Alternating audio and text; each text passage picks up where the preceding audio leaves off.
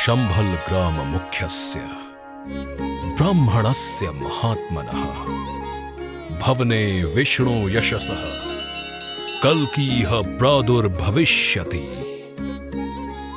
गंगा और रामगंगा नदियों के पवित्र दोआब में बसा संभल एक ऐसा नगर जहां समय ठहरता नहीं बल्कि परत दर परत खुलता जाता है। पुराणों में वर्णित संभल महात्म्य इस भूमि को एक दिव्य पहचान देता है। यही वो स्थल है जिसे भगवान विष्णु ने कलयुग में अपने 10वें अवतार भगवान कल्कि के लिए चुना है। एक ऐसा अवतार जो अधर्म का अंत कर धर्म की पुनर्स्थापना करेगा।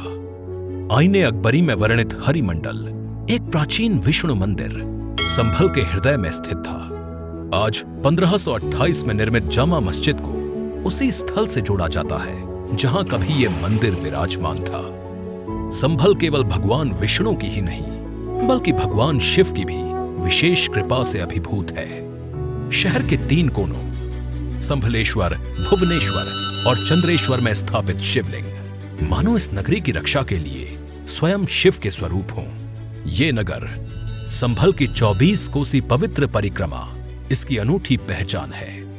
ये 68 तीर्थों, 19 महाकुंड और 5 महातीर्थों से होकर गुजरती है। संभलेश्वर, भुवनेश्वर लिंग, चंद्रेश्वर, कल्कि मंदिर और हरिहर मंदिर ये 5 महातीर्थ इस भूमि की आध्यात्मिक धुरी हैं। वहीं वंश गोपाल तीर्थ, पिशाच मोचन गोमती तीर्थ, कुरुक्षेत्र तीर्थ, महिष्मती तीर्थ, मोक्ष तीर्थ, सूरज कुंड और मणिकर्णिका तीर्थ अर्थात मनोकामना मंदिर इस पवित्रता को और भी विस्तार देते हैं। गुन्नौर के राजघाट पर प्रतिदिन होने वाली भव्य गंगा आरती आध्यात्मिक वातावरण रचती है। तो हरि बाबा मंदिर में 1970 से 24 घंटे गूंजता अखंड भजन कीर्तन इस क्षेत्र की जीवंत भक्ति परंपरा का अनुपम उदाहरण है। संभल का कल्कि मंदिर भगवान कल्कि को समर्पित सबसे प्राचीन मंदिर माना जाता है।